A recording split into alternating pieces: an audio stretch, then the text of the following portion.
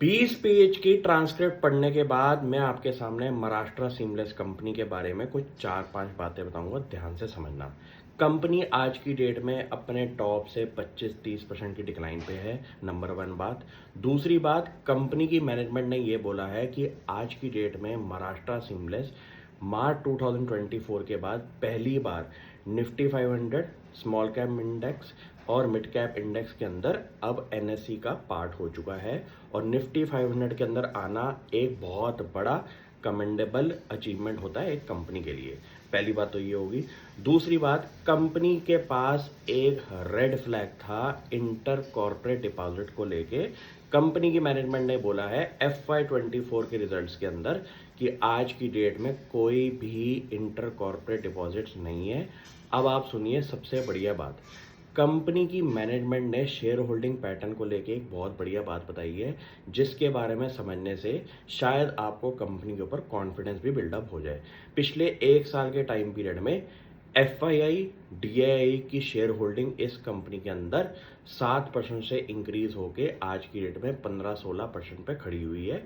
और अब कंपनी के की कस्टमर ऑर्डर बुक के बारे में बात करूंगा, जहां पे आपका सबसे ज़्यादा इंटरेस्ट होना चाहिए, क्योंकि यहां से बनता है कंपनी का पूरा कैश जनरेटिंग बिजनेस।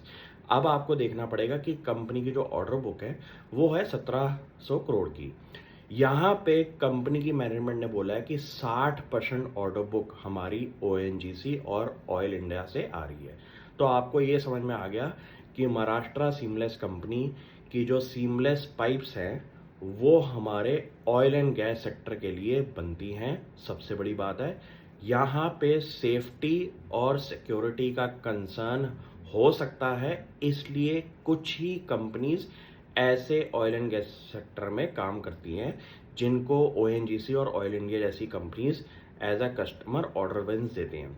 अब आपको ये देखना पड़ेगा कि आज मैं पाइप्स इंडस्ट्री के अंदर बुलिश हूँ, जो कि इंडिया के अंदर ऑयल एंड गैस सेक्टर में हर जगह पे यूज़ हो रहा है। वहाँ पे मेरे पास एक कंपनी है जिसके पास सबसे बड़ा मेजॉरिटी शेयर बनता है ऐसे कस्टमर्स के साथ काम करने में। तो कुछ ऐसे इंपॉर्टेंट पॉइंट्स अगर हर 6 महीने के टाइम पीरियड में आप अपनी पोर्टफोलियो कंपनियों पे लगाओ तो शायद आपको ये समझ में आ जाएगा कि मेरी पोर्टफोलियो कंपनी कैसे परफॉर्म कर रही है।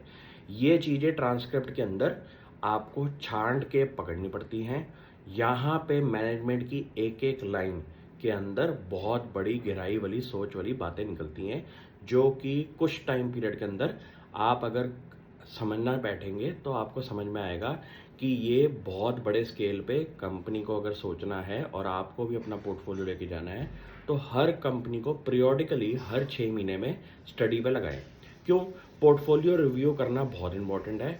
और ऐसे गवर्नेंस इशू जैसे कि इंटर कॉर्पोरेट डिपॉजिट्स को लेके कंपनी की मैनेजमेंट ने क्लियरली बताया कि आज की डेट में कोई डिपॉजिट्स नहीं है, ये एक बहुत बढ़िया कॉर्पोरेट गवर्नेंस के लिए पॉजिटिव बात होती है। ये चीज़ें पढ़ना शुरू कर दीजिए और जब भी स्टॉक डिक्लाइन पे आए तो ऐसे नोट्स आपके पास अगर होंगे तो कॉन्फिडेंस बना रहेगा। Thank you.